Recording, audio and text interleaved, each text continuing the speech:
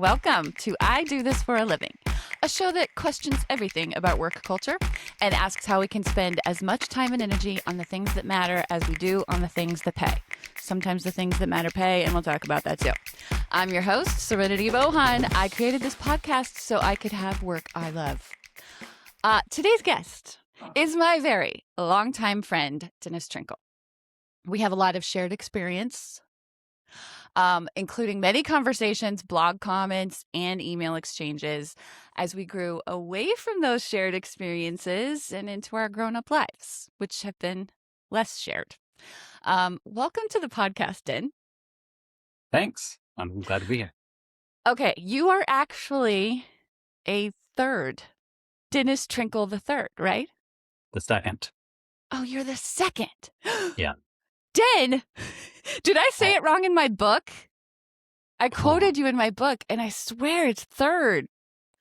If you did, I didn't sweat it. That would be so terrible. I totally did.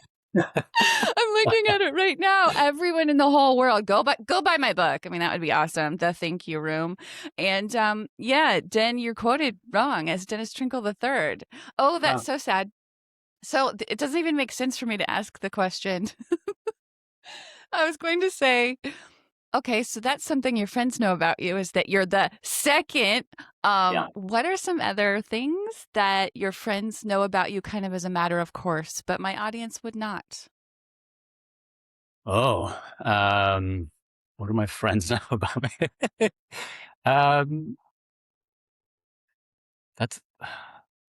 That's an interesting one.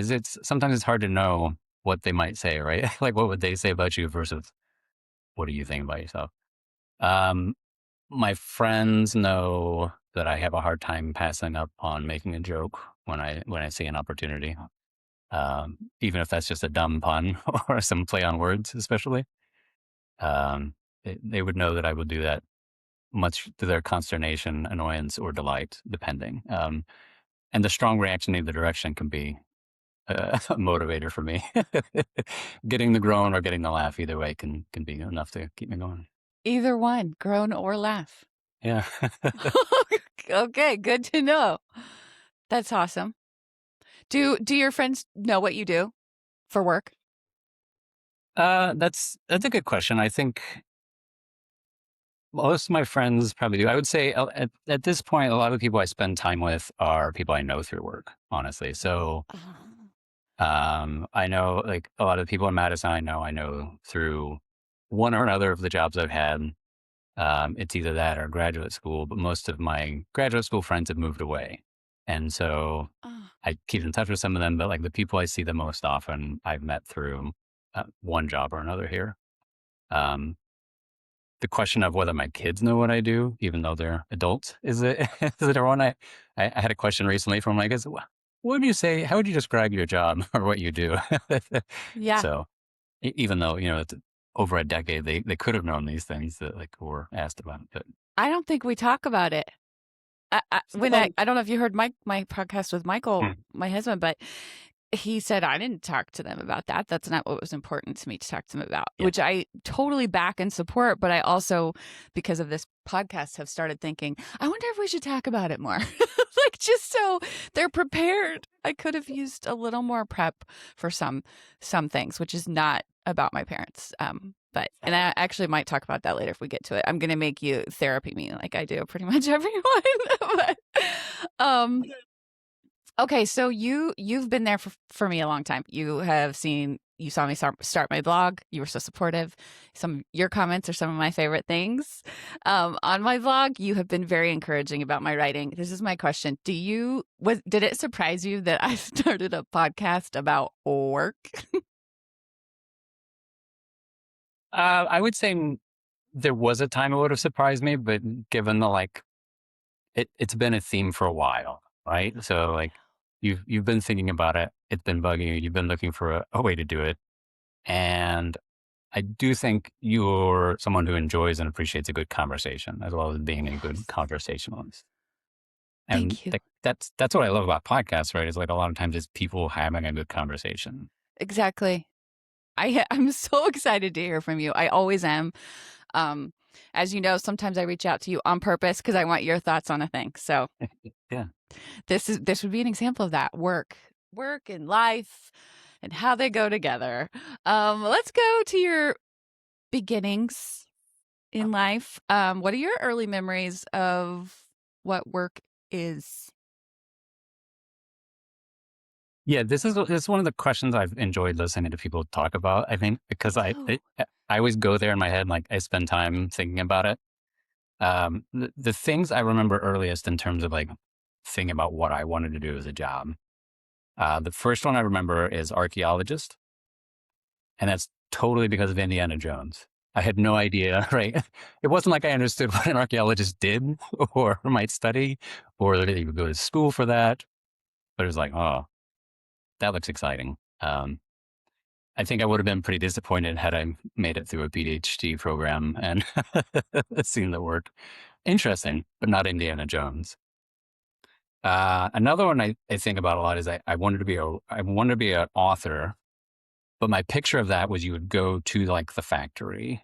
Basically, there would be like a place with all the desks and all the authors sitting down writing the books because they come from a publisher. So I'm imagining it's like any other Oh my God. production line where you just have a lot of people doing the work. You get hired as the author, you write the books, and they ship them out. And that's how you get them. I mean, I think that exists. I think the guy who Yeah. I think is it the guy who wrote that Million Little Pieces memoir that got Oh yeah. kind of debunked. He'd put a lot of fake stuff. I think he started a kind of a novel factory. Okay. I don't Yeah. know. Something like that. Okay. James Frey. Yeah. Right. Yes. Yeah. Yes. What else? Or is that it? That's amazing. I have never heard anyone say they had that idea of an author. Also, okay, what do you think Indiana Jones really is? I mean, if someone was like, no, seriously, I want to be Indiana Jones, what is he Yeah. really if he's not actually like an I mean, a lot Is of the this a things dumb he uses question? are illegal and unprofessional. Like I don't think it's not going to go well with the archaeology convention when he talks about like snagging an idol and running out of a temple and these kind of things. It's like that's not good artifact handling. It's not Yeah. working within the laws of the country you're visiting. You know, good stories though. I I mean, know you're totally backing up what I say, which is we, as kids, all we know is if we've seen it like as a Halloween costume, a movie. That's all we yeah, know of jobs, yeah. You have the which smallest possible conception of what jobs there are in the world. truly Yeah, it bugs me because I don't know what the answer is because I don't. It's not like I want to, you know, I don't want to diminish kids' dreams by any means. I want kids to dream really big, but I do think I wish there was more to schooling that says things like, "What what do you like to do? Do you like to work with your hands? Do you like to work with your thought? Do you like to work with computers? Do you like to not?" It's just, "Do you like to work outside?" We just need more of that. I think kids don't even realize. Um, yeah, we don't even realize what jobs are. So, what yeah, did you see? What did you see from your parents work wise? yeah. So my I did have a lot of inclinations to be like my dad. I liked him as a kid and thought he was pretty cool. So I had a lot of aspirations there to just because I liked him, kind of like follow that. And when that was most formative, I think like kindergarten, early or through like early grade school, he was working as a pastor. He was an associate pastor, and then we moved because he got a job at or however you think of that. Like he took a new spot at a different church, become the head pastor, right? So it seemed like great. He was doing good. What I obviously like my conception of why or what was going on or how that decision looks like. I have almost no memory other than we went to this other town. Now I don't remember the point. Like there must have been some discussion ahead of that of like, hey, this might be happening. We're going to do this. Why we might be doing that? I just don't have memories of that. I just remember like we were in the one place, we were in the other. Interesting. How old were you? I was right after third grade. So I Okay. finished third grade and then we moved. So I do think it's interesting how much we parents just do the things we need or want to do, and we don't involve our kids. We don't ask them for sure, but there's not a lot of discussion. We I don't just know how much drag them. input I would have had at that age either, right? Yeah. Like, Was that DuQuoin, Illinois? yeah, that was Duquesne. Okay, so he becomes The place I, so where I lived until then was West Frankfort, Illinois. So they were like 30 to 40 minutes apart. I don't remember exactly, but somewhere around that. Yeah. Was that your entire childhood, high school, youth? Your dad a pastor? Almost. So, when I was born, my dad was a coal miner. Oh my gosh. Yeah, but I don't recall that. It's like I think the first Halloween when I was, well, I don't know if it was even the first, probably the second Halloween because I was born in early October, and so I don't remember the pictures of me as an infant. I was a toddler, so presumably it was my second Halloween. But I was dressed as a coal miner for that, so like Oh my God. little flannel and overalls and some kind of dirt on my cheeks to make it look like I'd been underground. But Do you want that to be the picture for your episode cover? You can send it to I don't know if I can find that or not. Din as a coal miner. Yeah. Oh, okay. What about your mom? Did she work outside the home? She, yes and no. A lot of it, I guess it depends. Like she did work, I would say. That's very clear. But a lot of times she didn't have a job as much as she was helping with the ministry. So she did a lot of like the bookkeeping and things, but there was no, she was the pastor's wife, which is not a paid position. And she didn't have like a separate position as bookkeeper, at least as far as I know. Like, and so that's what that's a lot of it. She was a teacher for a while, like, I thought cause I so. did have her, for like the first year I was in school, she was my teacher, which was awesome, right? Cause like your mom's great. So I guess that was a job. I should be clear. Uh, although again, she may not have been paid for that. I don't recall. There was a lot of, there was a We lot of volunteering going on. So Yeah, these are the things we don't know. My mom was my teacher at one time too. Also one of my favorite teachers. yeah, Um so our shared experiences are this church world. Am I correct that that's how we met? Um yeah, we came to your church for a youth camp or to put on a play or something. We love to put on yeah. plays. So I also met my wife there, and we have this conversation where we have a slightly different memory of the sequence of events.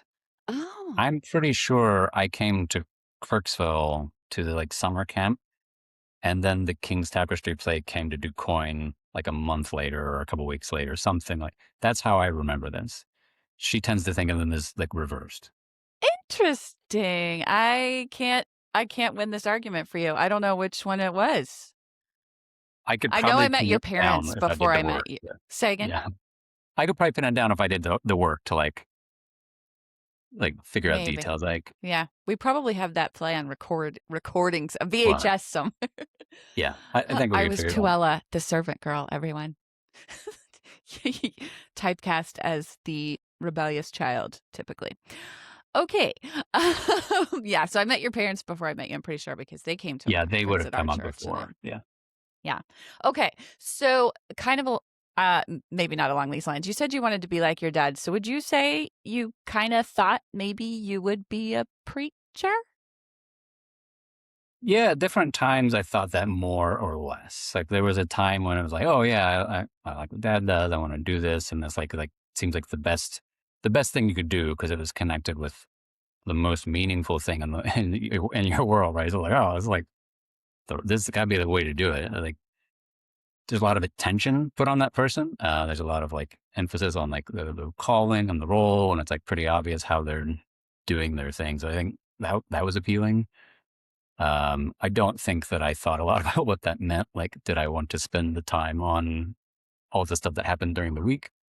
Oh, It's also interesting because in the situation we were in, the size of the church and the kind of thing was like some of what my dad did as a pastor was like hanging drywall when the church had a like a construction need or like mowing the oh my, lawn, fixing lights. There were things like that, right? That like you definitely don't put in your normal box if you ask people like, what does a minister do? absolutely. That's not high on the list, but it Mm-mm. was in the circles we ran in. Like that was my experience. Was he kind of did everything. Um, and I That's think there was a interesting. time I really didn't want to do that. I was like, no, that doesn't seem so cool. And Parks, my dad went through a period where maybe he thought it wasn't so cool either, Yeah. right? Yeah. So I thought about other things. I remember in high school for a while entertaining the idea of being an architect, mostly because I liked drafting class. I took a class and we Ah, did drafting. I was like, oh, this is awesome. I'm not good at drawing, but with these tools, I can make good drawings.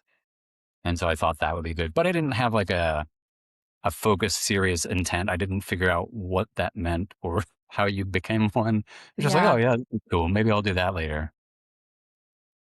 And never really followed up on it. Okay. So what did you do? Did you graduate high school in Du Quoin? I did. Yeah. And then what was your next step? Is it what I think it was?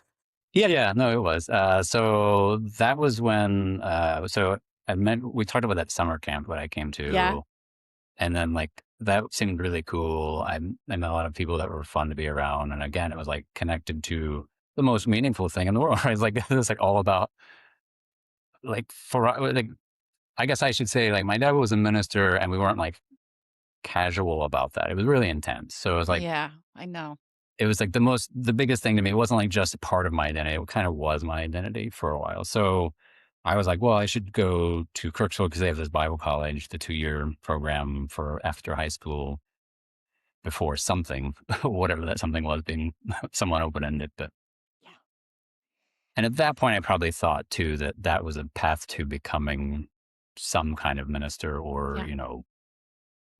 version of that. Doing something with the church was at that point the kind of the dream, although not like a direct path. It wasn't like you got ordained and then you could Mm-mm. go right do those things. So it was still nebulous, but at least like I was like, oh, that's what I want to do. I want to go focus on these things. Okay. Yeah, it was not a direct path to anything. No, I think about this a lot. I've written about this I've been writing out my work story to try to understand it better, yeah, what my problem was, basically. And when I talk about Bible college, it was, um, I say it as kindly as possible because the intentions were so good. They really called it a 13th and a 14th grade. And knowing 17-year-olds really don't know who they are or what they want to do typically. So let's give them a little more time. We'll ground them in this stuff we really believe strongly in. As you said, it was not a casual Christianity that we grew up in. And it was our whole identity. And so they wanted to seal that a little better, 13th and 14th grade, and then they would say, then you'll go on and do these other things, university or this or that. And what I write is it is super hard to go to school after you go to school. Just not very many of us took that path, certainly not immediately. We all did kind of get into that um conveyor belt, not knowing how we were going to pop out on the other side or what in the world we were going to do. So I share that experience with you. What did you do? Did you take the 2 years, 3 years to do I Bible took two college? years. Yeah, Then what? and then I did that, and then I applied to Truman Right away? right away, and I started that fall after I was I didn't graduating. realize. Yeah, Truman State uh, University, great college here in the town I live in. yeah. So you applied right away. Did you know what you were headed into? What kind of major and stuff? Oh, I at this point I don't remember, which we can come back around to because there's a reason I don't remember.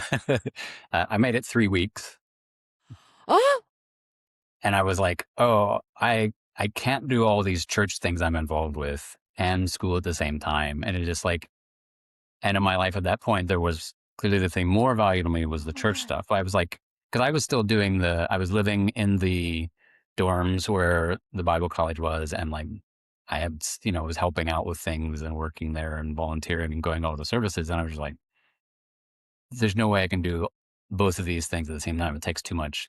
Like college takes work. And I was like, okay. So I I dropped out of that point of Truman Wow. after 3 weeks because I was doing the more important things, for the kingdom of God as we would have said it, I think at the time. Were you being paid? I was at exact chronology. I'm gonna have a hard time telling you exactly what I was being paid for at that point because I did a lot of different jobs during that period. But I had I do remember now. Okay, because I was working part time at the bookstore. That's what it was. I was at the Truman State Uh-huh. Bookstore. So like that was an advantage for like working at the bookstore and going to college. But then when I dropped out, I was like, hey, would you need anyone to work more hours? Wow. Yeah. So you dropped out. And then so this is what I would what I'm hearing kind of. You were on a path that seemed seemed natural. This is what we do Yeah. in this world, in my circle, in not necessarily thinking you were going to be a pastor or whatever, but it's just we go to Bible college and then we serve in the church and we.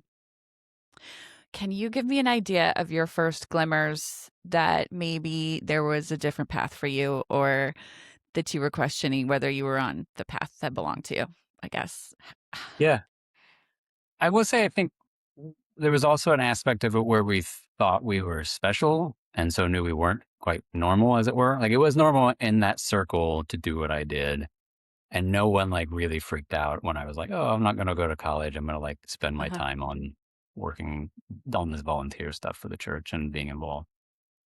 But I think we also knew we're like, oh, we're trying not to be normal because normal is Yes. broken or deficient or, whatever. Like it wasn't good. So we wanted to do something that was different. Um, and I followed that and just kind of like went through, boys, there's a lot. I this know. could get, this could get long, but I can give you I think the next transition point for me, I had like done a couple of things, like a lot of things had changed in the group at the church and stuff. There was an opportunity. I was teaching. I went and I spent a year teaching 7th and 8th grade at the church school. Oh yeah, you had to rescue me from music class a couple times when I was teaching it. Okay, go on. I forgot about that. It was a lot at that time. Yeah, that was an interesting time for sure. But during that year, I had the feeling that I wasn't able to do it as well as I wanted. I liked teaching. I liked working with the kids, but I felt like I was like, oh, I actually could use more education if I want to do this Yeah. well.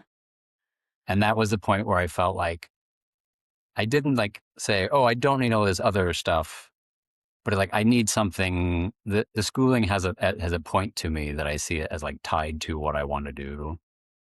And I think I need to go get a degree, not just for the sake of having one, but to actually know what I need to do to do this better. And so that was for me probably the biggest First decision glimmer. point that like changed things in terms of like, my later trajectory. So then I was going back to Truman, uh, starting there as a 23-year-old freshman, Did you feel old? with a child. Oh gosh. Yeah. Yeah. So, a different student experience than a lot of people, but Yeah, but you haven't heard it yet, but the episode that's going to air right before you, very similar. She left school cuz she hated it and wasn't doing a good job and then the work made her want to be more educated for the work. I love that story.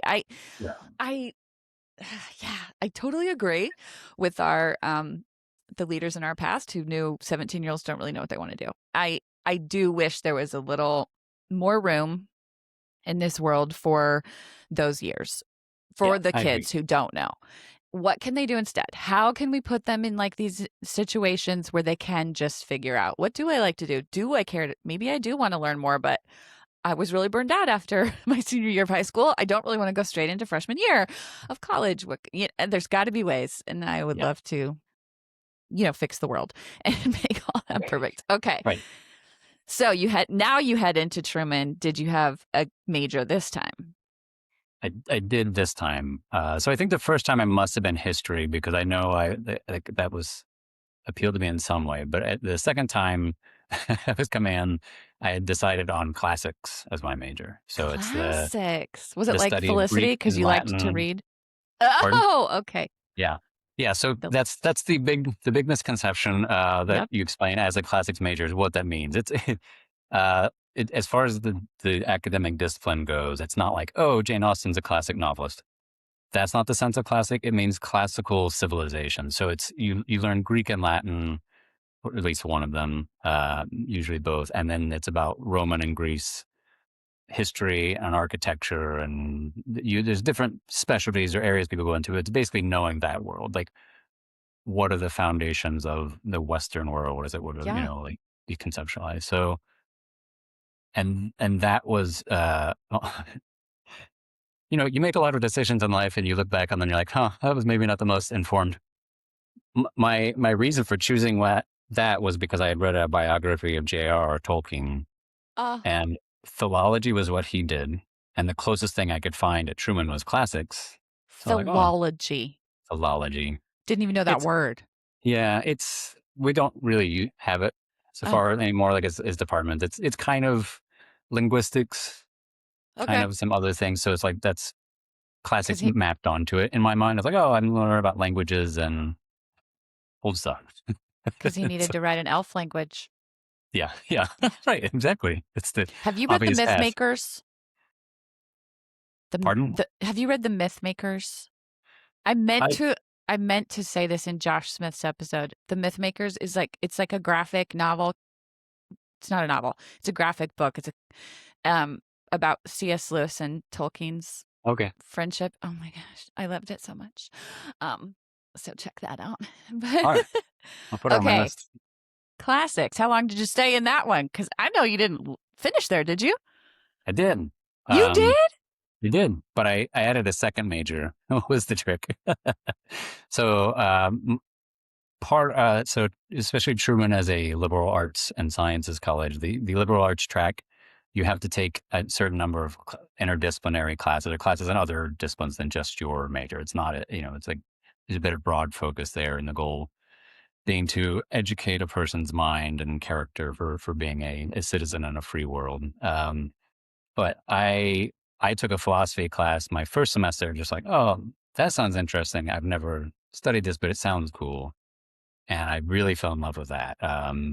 In part, I had a great professor, and in part, it was just like it was talking about, in my mind, it was like talking about big questions, like what are the things that matter, and how do we think about them? And so I was just like, I was instantly hooked by that. It was the kind of thing where it's like, oh, I didn't know this was a thing people did, but this is what I love to do. That was first semester? Yeah. And say that again. So you summed up classics for us. You would you sum up philosophy that way? It's the big questions and how we talk Yeah, I about them? mean, that's a 20,000 foot view of it. Sure. It tends to divide into sub areas, and the more you go on, the more you specialize. But it is the big questions in general is a way of framing it. Particularly questions of like what we can know and how we know it, what what the world is like, what it's made up of, and then values. So like what's good, what's beautiful, those kind of questions. Those are like some of the big areas. What's good? What's beautiful? Do you think I would like it? Studying it? I think you would like parts of it. Yes. I do too. Um, I have so many more questions about philosophy, but yeah. um, I might As with go. any academic discipline, I think the more you get into it, the smaller your questions have to get, because you Oh, can't write about the biggest questions normally in the like broadest way.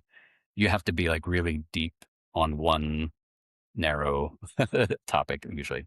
And so I think it's fun to talk about those things. I think there's a lot of interesting and worthwhile work. The more you go into it, the harder it is to like understand what someone's talking about. And there's a lot of reasons for that, some good and some bad. But interesting. think about it like the way that like watching, a science program about space is really awesome. But the day to day of an astronomer is like, tracking patterns of gases coming off of a star or something, something where it's like, or radio signals that they're plotting data points for, and all these things that probably aren't as exciting to the person who isn't into that the same Yeah, way. I totally get you. There's a Friends quote in my head right now that I'm trying to keep myself from saying, but I don't think I can.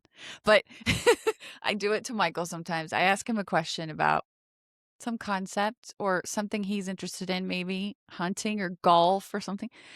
And he'll start answering me. And there comes a point where I feel like Phoebe in a scene where she asks Ross a question. He starts answering And they kind of have some back and forth, and she goes, I might be losing interest in this. It's just like my interest is like for a bit, and then kind of like Felicity talked about how she loves to process faith conversations and religions and how that, and she can get her husband to talk to her about it for a while, but maybe not as long as she wants. I think that we all have that probably. One thing I definitely learned being a philosophy major and then going to grad school for that is that people do have a limited interest. And so when they ask you small talk questions that seem like they want to know what you do, you have to like gauge it. It's like, give them enough to be engaging in conversation, but don't tell them the way you would tell your friends in grad school, because they'll be like, the eyes will roll up in the back of their head, and like it's clear they're just like, I have no idea what you're talking about. No, I'm like, yeah, I've lost interest. I hope in this podcast you can get as granular as you want, and we'll just handle it. Like there's a comedian who talks about Tosh, the guy whose last name is Tosh, I think. He talks about how he loves his jokes to weed people out, to where by the time he has really specified the joke, there's one person in the room who gets it. He likes to do that, but so you can do that if you want. So you graduated with two majors, classics and philosophy. You're a very well-rounded person. That's beautiful. And then what? And what were you going to do with that? Yeah. So this one made a little more sense to me in terms of like, I understood kind of what I want to do. I loved college. I thought it was great. It was like, oh, I thought I liked school before, but I really love college. It's like the good version of school in a lot of cases. Obviously there are some that aren't, right? But like for me, it was that every class I took, I'm like, we're talking about something interesting with people who care, with people who know things, and you can you could just learn a lot. And it was like, that was super interesting to me. Like there were things I just didn't know I liked from like school through high school and grade school, that when I got them in an interesting form and it was about me, choosing to do it, not having to do it, I was like, oh, this is rad. And I would spend a lot more time on this. I would have just kept going to school ad infinitum had that been an option. Yeah. So my thought was, well, I should teach because that's great, but I'm going to teach college instead of teaching kids. Well, little kids. So I applied to graduate school in philosophy because I still liked those big questions. And I got into a couple of them and came to Madison, Wisconsin for the University of Wisconsin. Which is where you are now. Oh, this is amazing. Okay. So you were kind of on the teacher track. Is becoming a philosophy professor similar to if Felicity wanted to teach writing, she has to be published a lot? Is it like that for philosophy? Yeah. Yeah, that's the thing that I think is the weirdest kind of mismatch in my mind of like how you encounter things as an undergrad and then what you have to do to get back on the other side of the desk there is you do all this studying in class and you have conversations all about this engagement with the students and all these things. And most of the time you're not reading the professor's books, right? Like you're reading other people's books and you're reading other papers and talking about these things. And so you may not in the classroom think, oh, a lot of their job is probably doing research and writing papers that I don't think about, right? Maybe they talk about it, maybe they don't. But like as a student, especially at an undergrad situation, I think you just don't necessarily appreciate that. You're like, oh, teaching, that's what they do because that's what I see. And it turns out that when you get to the graduate level, it is really all about the research and the writing of things and very little about the teaching. And it's like they have to do the teaching so they can do the research for a lot of people at a lot of universities. They have to do the teaching to do the research? They have to do the teaching to do the research? They have to do the research to do the teaching? Well, you have to do the research to get the degree, to get the job. The job requires you to do research, and that's what everybody cares about at the level of people who give you your job. But the universities require you to teach, right? Like if you think about, a lot of it comes down to where does the money come from? And like the citizens of the state of Wisconsin, for example, are somewhat loath to just give professors money to do research and like let them figure out what they're going to research. But they have the idea that they're young citizens and people coming from other places should learn things so they can be educated. So they're like, well, we should hire people to do this education, right? That's a simple view of it, but that's kind of how a lot of it comes down to. So then you have people who've like specialized in doing research, and that's what they really want to do because that's what their colleagues care about. But the only way to do that is to like then teach students. Now, to be clear, some of them actually care about education and like teaching students, but like the incentives are all at a research university. So Truman's different because it is more focused on teaching. But at University of Wisconsin, which is a research school,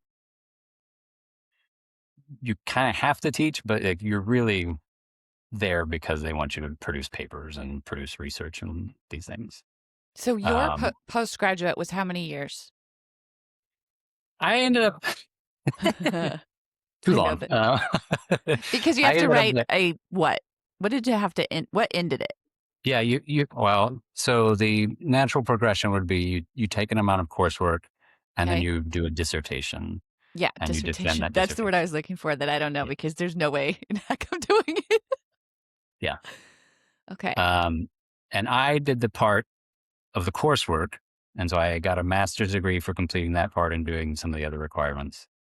And I started on a dissertation and I was working on that. And this is where it turns out I wasn't as good at that part. The research And or the writing or yeah, mostly the writing. okay. It was a lot different than writing a paper for a class where you went over something and it's like, oh, write a paper about this. It's like, come up with a new idea, figure out how to like, ground it in other people's work, but then like do something novel and produce that. And that was, for a lot of reasons, I found that challenging. I probably won't go into all of them today, but like, it was the part where I was like, oh, I kind of got into this thing to, because I liked engaging with students and I wanted to teach. And I got to do a lot of that as a graduate student. You do helping with either the discussion sections for a lecture. I was able sometimes to do the lecturing myself. So like that part was great and I loved it. And if I could have just got the job doing that, I would have taken one. But you have to finish the dissertation and apply for and do all these things. And it also turns out that a lot more people want to be professors than there are jobs as professors. Mm. And so I was looking around at people who are like, oh, they're a lot better at this than I am, and they're having a hard time getting a job. Oh boy. How am I going to like pull this off where I get the job, even though I would like if I was picking, I would pick them because they're doing it better. They're doing this better than I am. Well, I don't believe that, but okay. But I was there for 6 years 6 years. before I was like, I've got to find other work.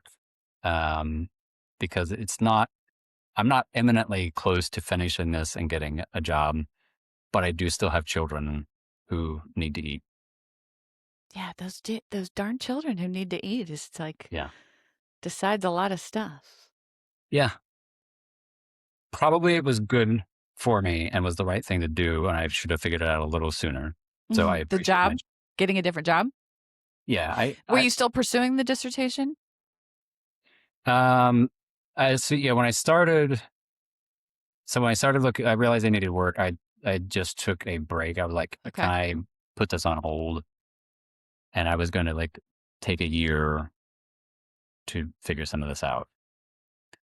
Pretty quickly into that, I wasn't really still working on the dissertation because it's a lot to go to work 40 plus hours a week and then like come home and try to do Oh something my else. gosh, you're There not are kidding. people who are motivated. There are people who pull this off and do this. I was at least not at that time one of them. So do you have a PhD? Did you do it? I do not. Do you care?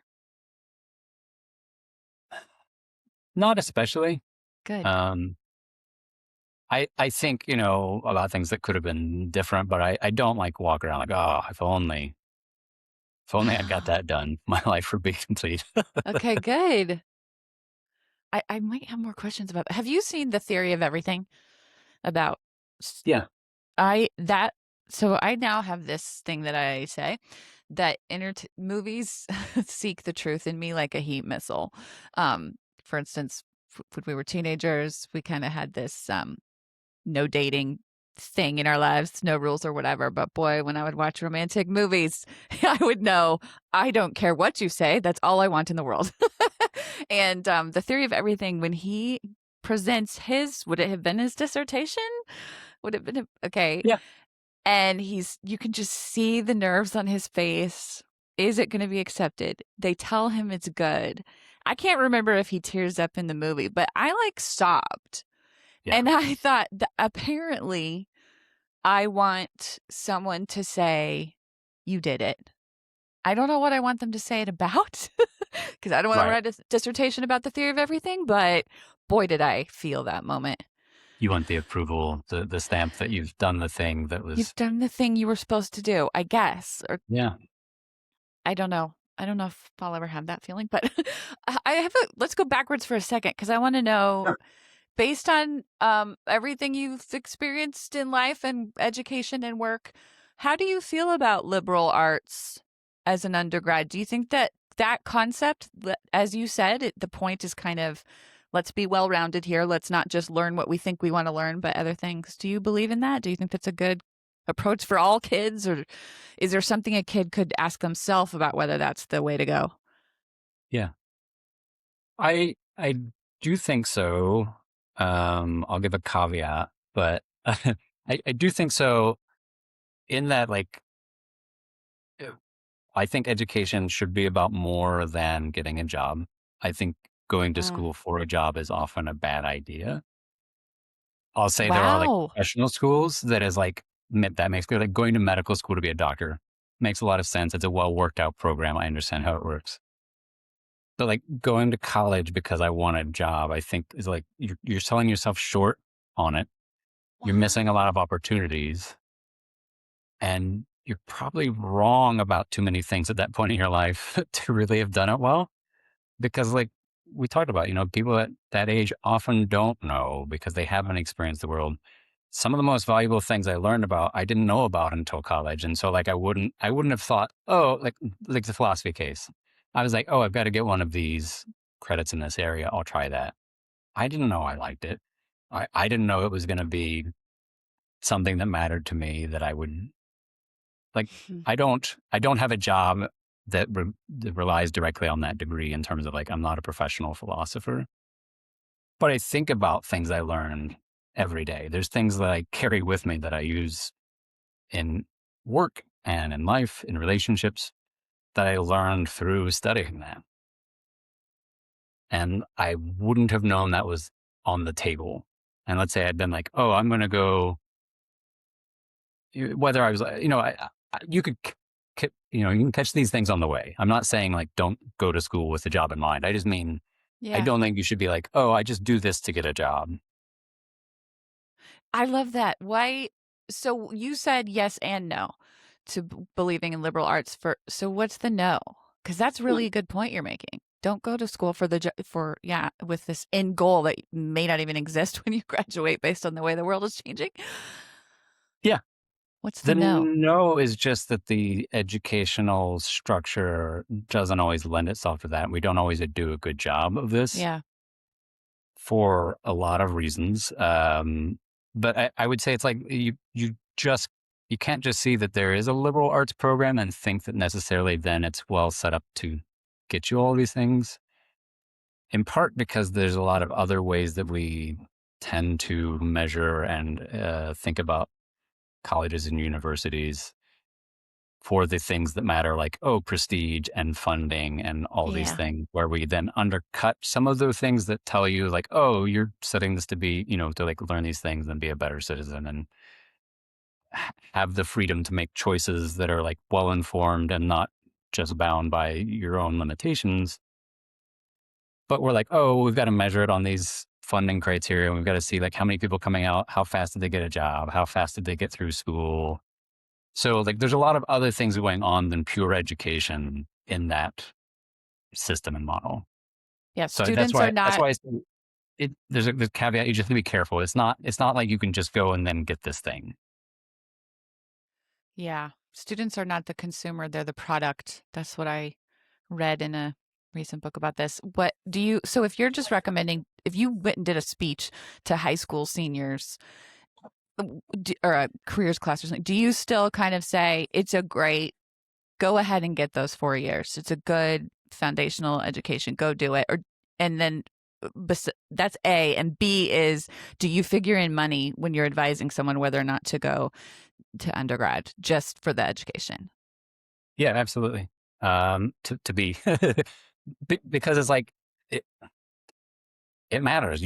If you can't eat, you can't study well. I promise you. Like if you're Yeah. starving, you're not thinking well, right? Like and like there are people who don't have like I managed to get through. I took out some loans. I worked nights. I did things, and like I enjoyed it. I learned a lot, but I was in the place of enough privilege to do that where I wasn't starving. Um, so just practically, yeah, doesn't don't starve yourself. But uh, Yeah. and then I think I wouldn't say, yeah, everybody go do this. I would say it depends on a set of questions you need to ask yourself and talk with people who know you about like what you should be doing. Because I think there are plenty of other meaningful ways to engage with the world and other kinds of meaningful work that don't require a degree or that you may not be ready for studying yet, right? Or you may be in a point where you need to do something else. I think the biggest thing that helped me, like starting at 23, was I knew what I was after. Mm-hmm. Not completely. And still a lot of things I didn't know, but like I was a little more like, oh, I'm here to get an education and get through this. And I think you can come in at 17 or 18 and like, oh yeah, I'm going to get an education and a job. Oh, but it turns out I really like partying, or it turns out I really like staying up all night playing board games, or there's a lot of things that can happen on the way, and you might not be as focused. Like I don't think it'd be perfectly focused and rigid, but like it may not be your time, or you may be like, man, I'm tired of school and I really hate it, but I'm gonna try to force myself through it, and that's probably not the best way to set yourself up for success, right? Like there's Totally. always some amount of like, oh, I've got to do it because it requires discipline and an application. But like, if you really aren't pretty confident about what you want, at least at some level, have openness there, right? You're not like, I know everything. Right? That's the wrong attitude. But like, I don't know why I'm here is like not great for getting the most out of it either, Especially if you're going into debt is my especially big that. advice is just if you can get a free 4-year education and you are motivated enough to get through it and enjoy it and Yeah. for what it is, by all means, it's a great probably exploration time in your life. But if you're going into debt with no clue what you want to do and you're not enjoying it and you're not motivated, ooh, get out. That's what I say. Get out. Get out of Right. the And debt. is the debt something you can pay off reasonably on the other side or not? Because there are Right. people who come out with debt, but it's like, I came out with debt, but it was reasonable. That's Because good. once I had a real job, a career, that paid a reasonable wage, I paid it off within a few years. I knew other Wow. people who had 6 figures of college debt, and like it doesn't matter what, well, it doesn't. Short of a very few jobs, that's a lot to pay off, even if you're working a pretty good, getting a good wage. So it's like, think about the debt relative to what you can afford later. Don't don't think this will. Like, it's great to not have to work and do anything now. This will be fine later. Like, if you spend the next 20 years paying off your college tuition, that's not great either, right? Not So, great. I don't want to miss talking about what you do oh for yeah, a let's. living. We haven't even gotten there, even though there's more like bigger concepts I kind of wanted to hit too. But what do you do for a living, Yeah, Din Trinkle the second? my job title is I'm a senior quality analyst. I have no idea what that is. Exactly. So this is also a lot like philosophy, where when you say that to somebody and they're like, oh, well, you have to gauge how far into telling them what I do are they still interested. Okay, let's test our audience. Yeah. Let's go for it. What is a Um, senior so quality analyst? yeah, so I've been in since 2013. The title has changed depending on where I was, but I basically worked in software during that time, software QA. So quality assurance is the field that I work in, and that has a lot of applications. As I will certainly tell you, looking at different job postings, you're like, oh no, I don't do that one. So one version would be like there's a quality assurance person at the dairy factory who's making sure that, the bottles coming off the line have the caps on them, that they're running the plant the right way, that they're getting things clean, that they're not putting out, rotten milk or, you know, so that's like some version of like making sure that the product you're selling is the one you mean to promise, whether that's we'd sell a discount milk or a fancy milk, that you're hitting those targets, right? Right. And so software quality assurance is a similar thing. It's just we're talking about software. So w- we're selling a piece of software to a company, to a organization, what have you, and we want it to work. It should do what it's supposed to do. It shouldn't crash all the time. It shouldn't send their data to the internet for everyone to take. That would be nice. It should be reliable. There's all these different aspects of it, but some version of my job in these companies has been to say, are we doing what we're trying to do with some degree of excellence? Now, sometimes that's, we can't do everything. So we're limiting our choices here and saying, we have to do these things. It'd be nice to do these things. And we're not doing those because time. And my job is to say, did we do it? If we didn't do it, let's keep working on it. If we did do it, great. We can send this.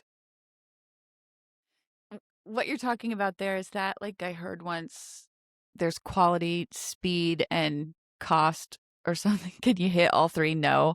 No, But pick so two. kind of just, Yeah.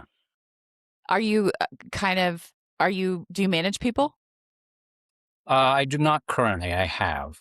So I've been in this, like 13 years, almost 13 years now. It'll be August, will be 13. During that time, I've been a manager or what was the other, the team lead, for something like four, I don't know. I'd have to do math, something like 4 or 5 of those years I was. Okay. You told me you stumbled into this. What does that mean? How'd you stumble into it? Yeah. So I was, like I said before, I was like, oh, we need money. That's The kids are little. We need that's money. the first step. That's the one I never saw as a kid. Yeah. We need, somewhere the stuff has to come from somewhere. And it turns out it's expensive. Yeah. They want a lot of money to live in these houses that we have. Yeah. So I was in that state and I was looking for work. I applied to some things that were like, oh, maybe I'll work at Whole Foods in the bakery department, because I was just kind of like looking for something first off. But I knew there was this company called Epic that's based in Verona, Wisconsin, just outside of Madison, that like hired a lot of people. And I knew one of the things they did was train people to use the software. I'm like, oh, training, I've done teaching. I could apply for this training job. It seems like, a pretty easy fit. I applied for that and they're like, oh, cool. Yeah, we'd like to talk to you. We'd also like you to consider a quality assurance position. I was like, okay, I don't know what that is, but let's try it out. And this is maybe a theme in my life, I'm realizing, but I got there. So there's a whole set of interview processes and things, but one of the things they do is an on-site interview where you come in for the day, you get a tour of the campus, you like meet people, they talk about the jobs. I gave a short presentation because the training interview requires you to do a presentation. But I also did a scenario-based thing for the quality assurance where you talk about what it means to test something. So they didn't have us testing the software right away, but they went through an example of what it would mean to, like, if you're testing a product to see if it meets the specifications, what does that look like? How do you think about it? How would you try to break it apart?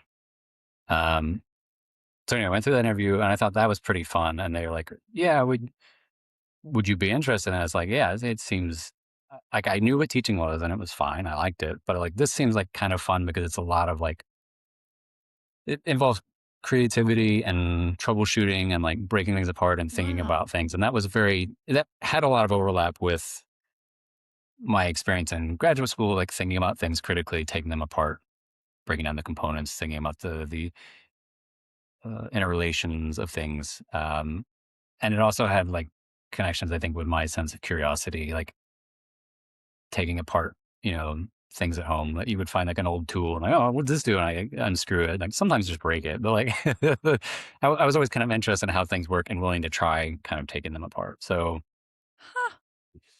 I'm like, oh yeah, That's a I'll give it a shot. very as the Holland Code would say. I don't know if you know what the Holland Code is. That's a very realistic interest that you like taking physical things apart. I think of you as a thought guy, like you like to be in your head. So it's interesting that you also have the Yeah, I take thoughts apart too, but yeah. yeah. Yeah, actually I have there's something I'm going to bring up later about that. Um it's really interesting. When you said this is a theme in my life, what did you mean? What's a theme? Oh, hey, this is interesting. Maybe I should change my life around it. This is interesting. I like to write down things that could become your title.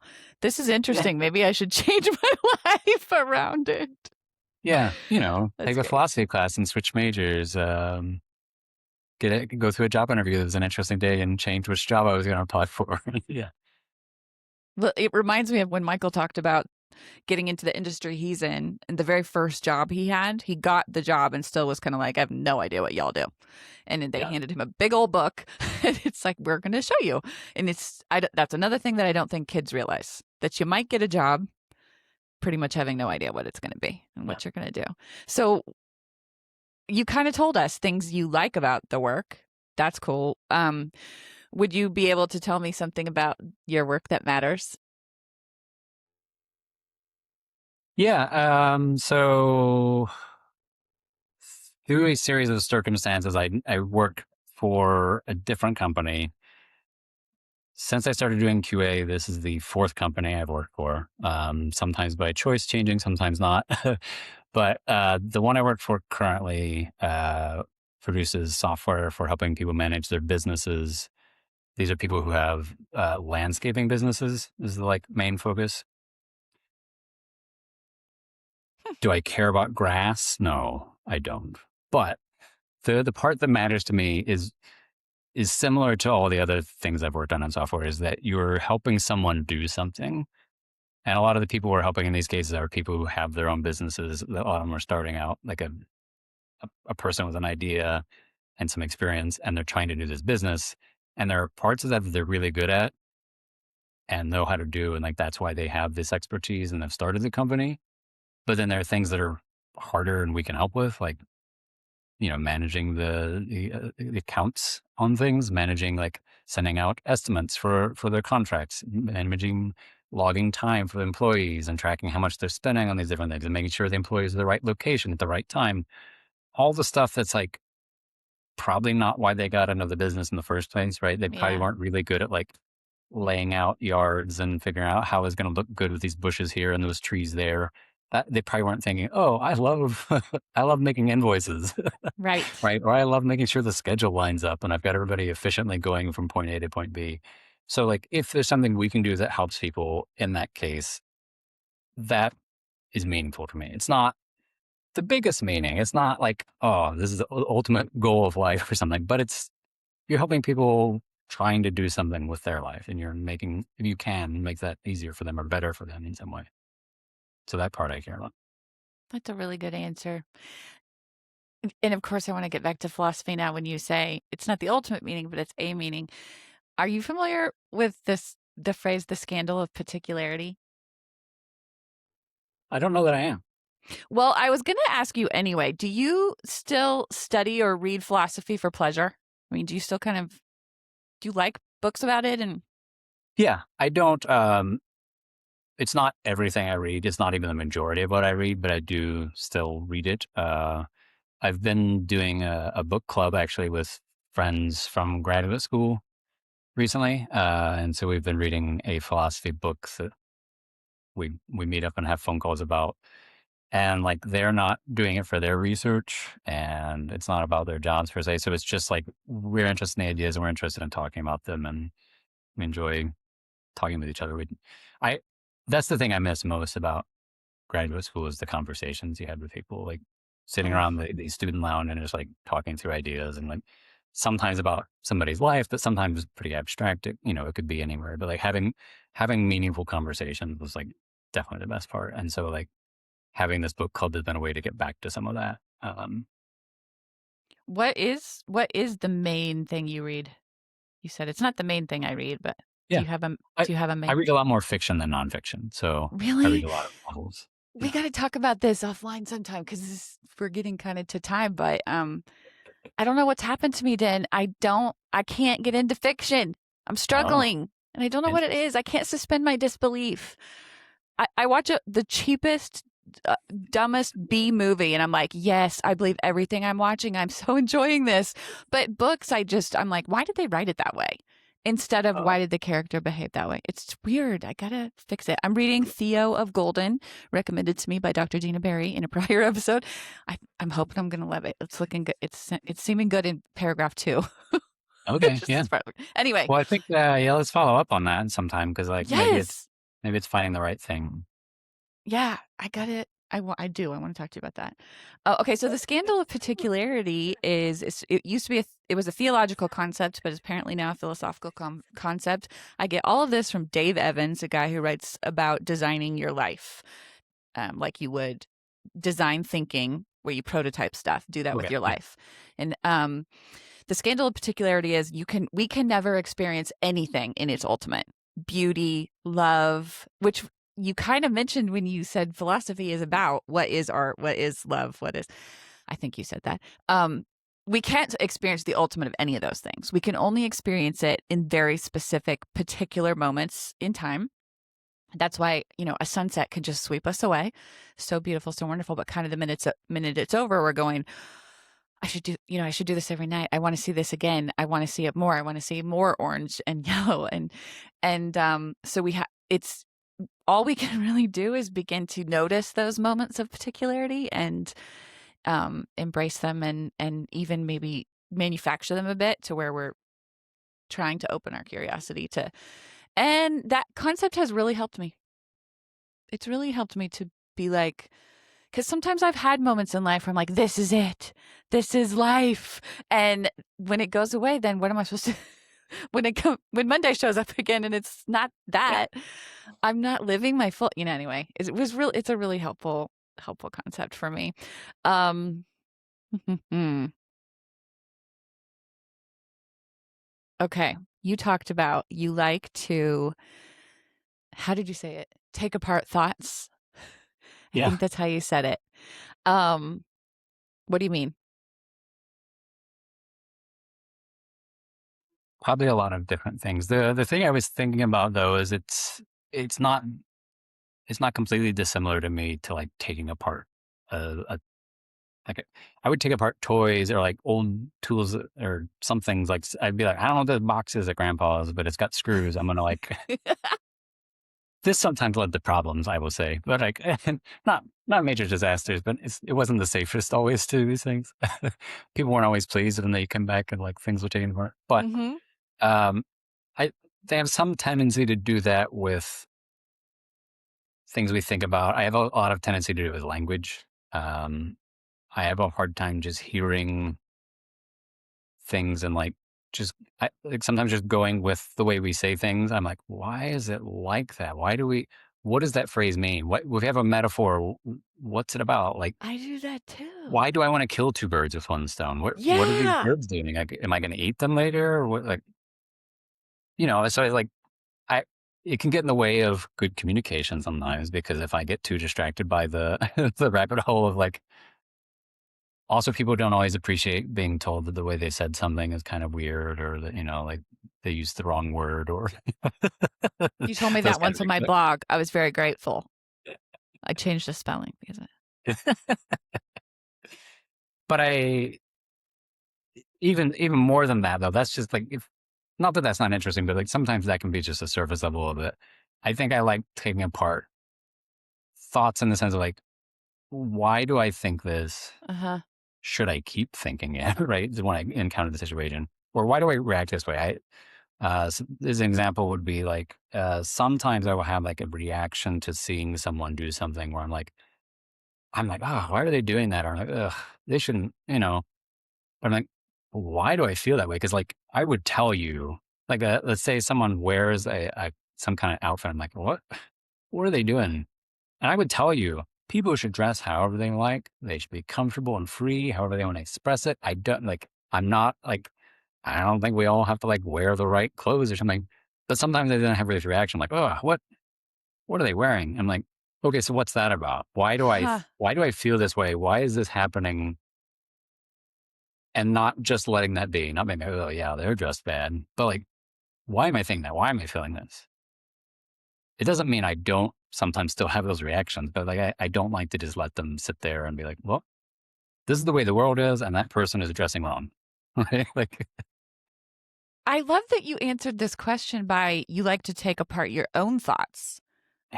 I think I thought that well, I think you do also like to question why other yeah, people believe or think the way they do. right. But your immediate, what you went to was checking yourself. Yeah. Yeah, for sure. Like cause I do it with other things. I definitely do it with other Me people, too. like, and other things I read, things I hear. I'm like, I don't know about that. And sometimes like, I'm like, yeah, okay, that makes sense. But like, I at least like to like take the pause, Yeah. see if I can make sense of it. See if there's Yeah. a different way of thinking. I'm gonna quote you in a bit about that. But I first want to say that one thing I find really interesting is what makes humans distinct. Mhm. Um, and you told me once that humans have the ability to pass down stories. And so the different generations can learn from each other because the stories, I thought that was so beautiful. And then what you're saying about taking apart thoughts reminds me that I've read in this like, kind of therapy book that humans can think about their thoughts, which is unique to our species. Um, Metacognition. what is it? Metacognition is the fancy word for that. Metacognition. Yes. Yes. Yeah. That's so meta. Yes. Yeah. So, what I wanted to quote is a Facebook post you had not long ago that really was beautiful and so timely for our times, I feel.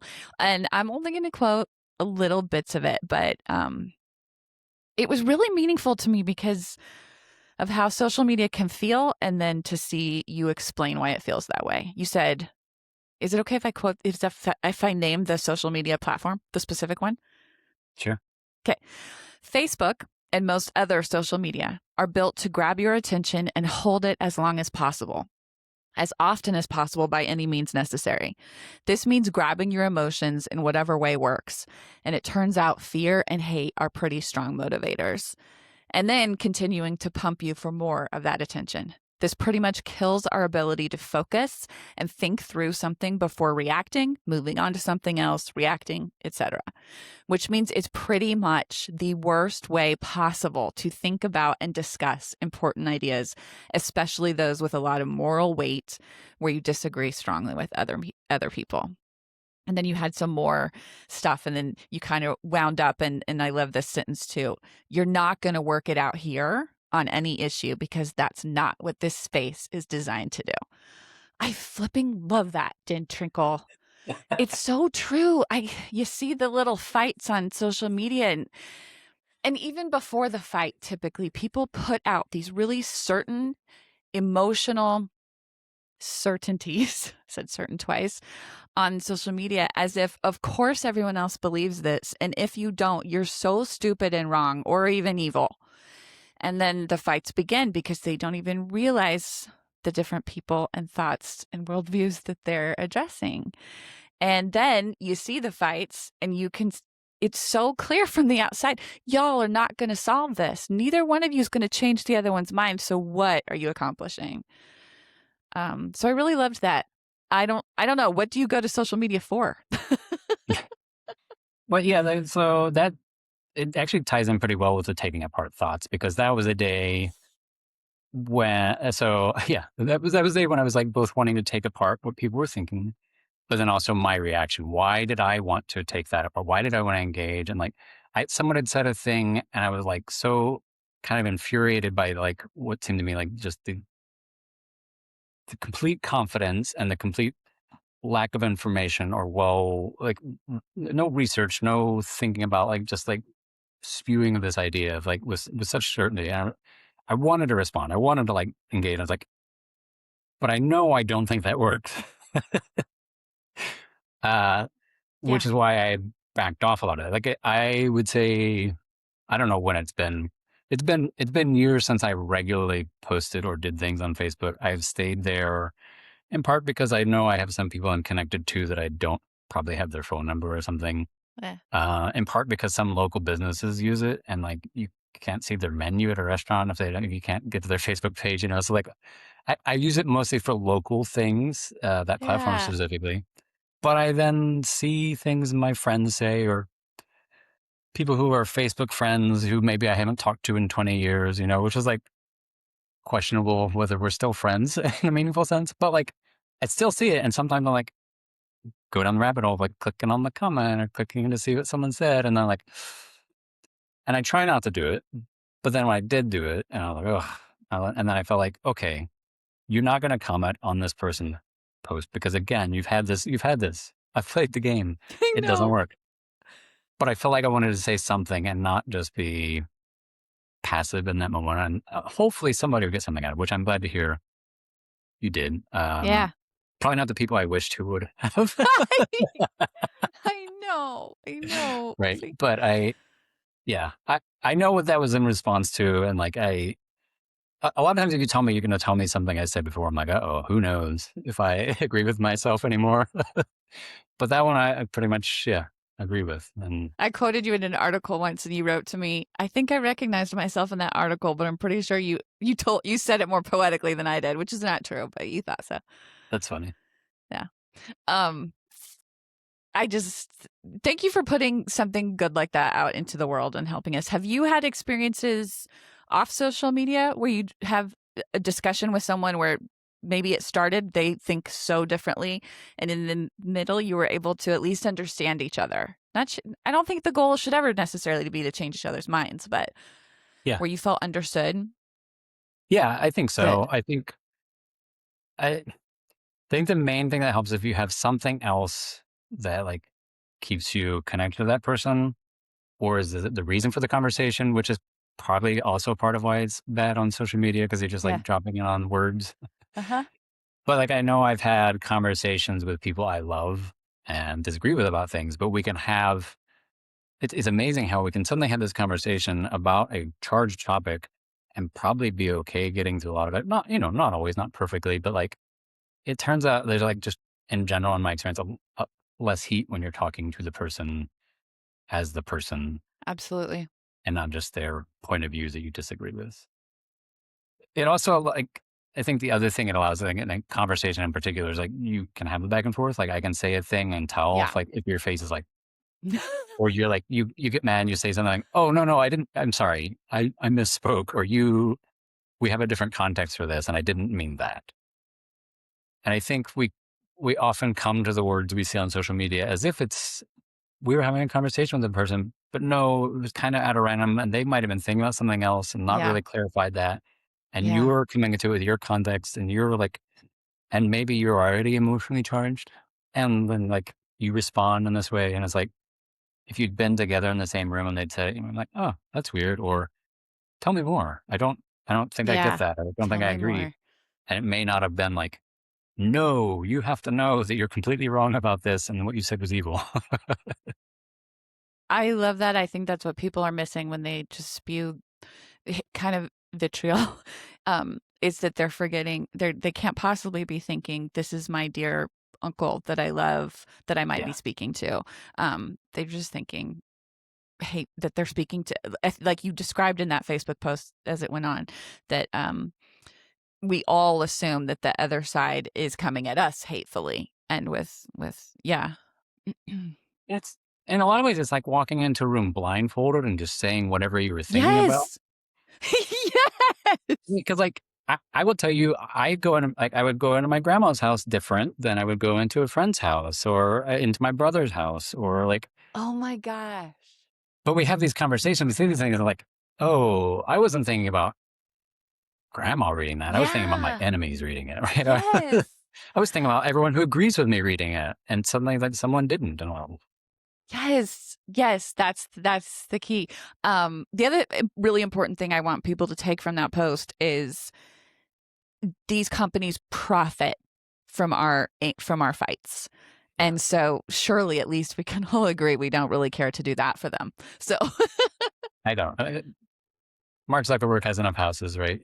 I think he does. Yeah. Yeah. He's got one Some on might say too Kauai. many. Yeah, somewhat some would say, but I wanted to I sort of I mean, I'm like we're like way over. Are you fine? I'm fine. Should I jump? Okay, so I'd like to ask, I think, about your kids. What maybe you talked to them about when it comes to work and school, if you feel you were able to impart like your own lessons that you, or if they kind of did their own thing too and got to learn their own lessons.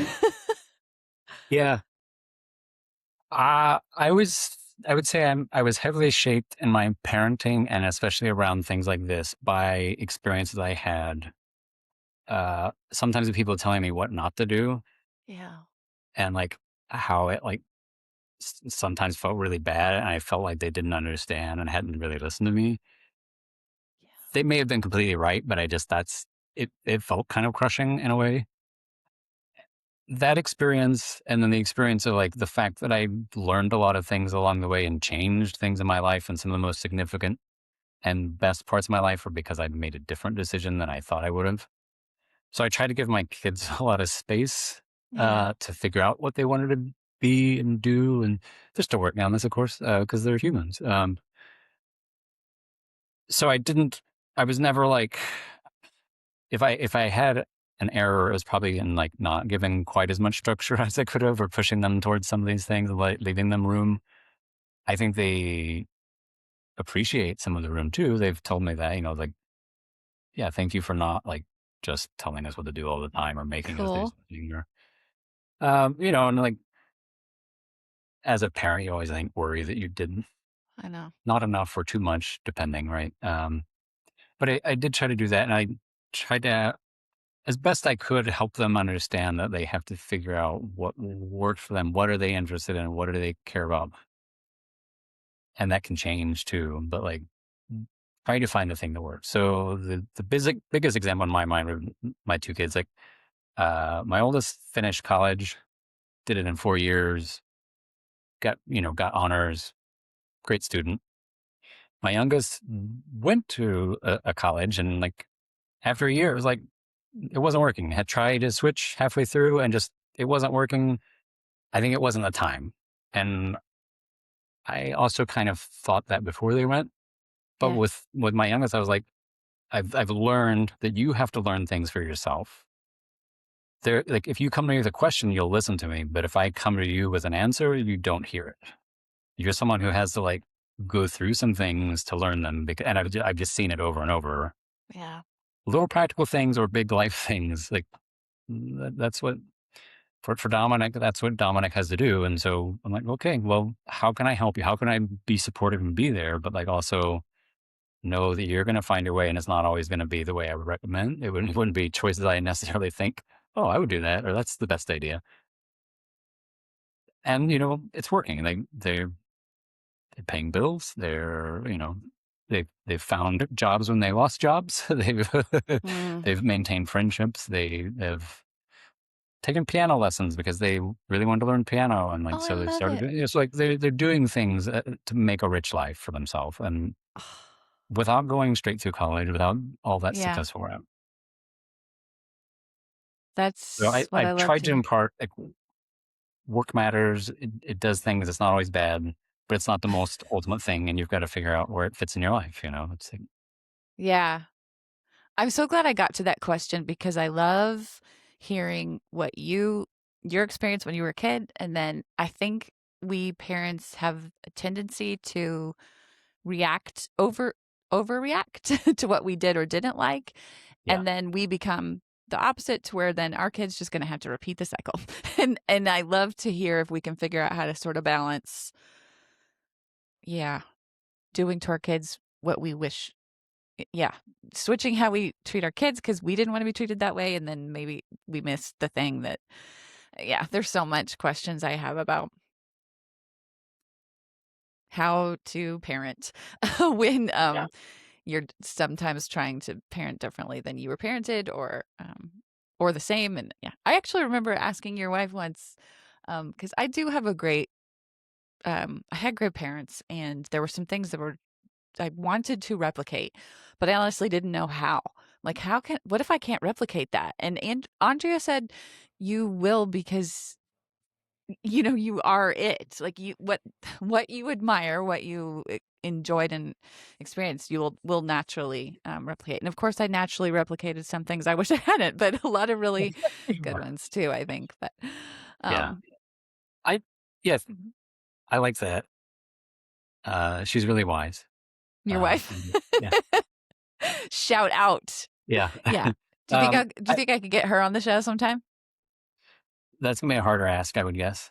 Yeah, I would guess too. But I I do think remember she'd be talk. happy to have a conversation, but having Okay, it recorded and we'll do having that. people We'll listen do that. might be a bigger ask. That's It so makes me think fun. about what we were talking about earlier with my dad, admiring him, liking things about that. I think something that I didn't realize for a long time was that there were ways we were different that mean I can't be him, and not in a bad way, not like, "Oh, he's wrong," but just, "Oh, we're different. We approach Yeah. things differently. We feel differently about things. We have different things that matter to us or motivate us or keep us going," like so, like, even if that had been my goal, I couldn't have been him. Interesting. There are parts of him that are very much part of me. Like, Always. Yep. yeah, but, like, I think I just didn't know as a kid. I was like, "Oh, yeah, I'm gonna be, like, just like my dad," and you're never gonna be just like anybody else. Great point. Okay, let's end on that great point, sort of, but let's go to it worked for me because I love this segment too. I like to ask something that worked for you once, like an aha moment, or it regularly works for you to help you find more meaning in life. Yeah, I will be specific about work, I guess, like because there's a lot of things we could talk about, or a lot of things about life, but, like, I will say there was an aha moment for me, and then ways I have, like, tried to tried to improve on that or think about it and incorporate it so it's more of a regular habit. And it was in that job I had, the first job I had doing quality assurance, where I kind of stumbled into it, and then I, like, was pretty decent at it, and so I could keep doing it, right? It was good enough that they were gonna keep me around and, like, want me to be there and give me Yup. opportunities to do things. And I think the aha moment was for me was like, I'd always thought you needed the job to do the thing that you cared about as like kind of really directly, right? Like teaching, because I like interacting with these students. And like, I didn't think, oh, I want to help make software. That Right. abstractly, like, I don't really care about that. Like, it wasn't a thing that I was like, I didn't hate it, but I like, I wasn't, I never dreamed of helping make software. But what I learned is I really enjoyed interacting with people working on a team, people trying to accomplish something difficult where you needed different perspectives and different contributions at different times, and people talking and communicating, all working really hard in their different contributions to like produce something that none of them could have done by themselves. And like having the context of why that mattered to the customer, why that mattered to the company, how that would work with the timelines and logistics and the other things that already existed. That process to me, working with people and collaborating and communicating was super rewarding. And I wouldn't have been able to tell you that you did that at a software company, but I really loved that. So it wasn't like, oh, I found my dream job in the sense of doing the thing as if the thing we did Wow. with like, but the way we did the thing, the processes and the people and the interactions are like, oh, this is great and super interesting. Like this, doesn't make all the bad days go away. But when I'm like, it was an aha moment for me. It's like, oh, this isn't just paying the bills. That's mainly why I'm here, because otherwise I would do something else. But there are things I can get out of this without necessarily being like, this is the thing I love. I love this task so much. Is no, I love this process and love these people and how we can do these things together. So that's the aha moment. And then what I've tried to do is find ways to like, and read about work, listen to podcasts about work where I can try to make more of that. Like, how can I help me do more of that, but how can I help other people on my teams do more of that? Are there ways that we can all be intentional and find these things that are the best part of work and minimize the things that everybody kind of hates about work when we can? That's beautiful. That's what I'm talking about. That's what I need in my life. That's so good. I've been thinking so much about what kind of, let's say it this way, went wrong with me and work. And I think I really tied meaning like I needed to feel I belonged to the work. I have this real annoying love and obsession for authenticity. It's got to Yeah. feel like me. I used to pack 10 different pajamas for a 2 night stay because I didn't know which one I would feel like that night. It's like it Yeah. has to belong to me. And my day jobs have typically not felt that way. And I think I missed out on that part where, yeah, but what part of it does? The way we're doing it. That's a really great way to say that. Good job. Yeah.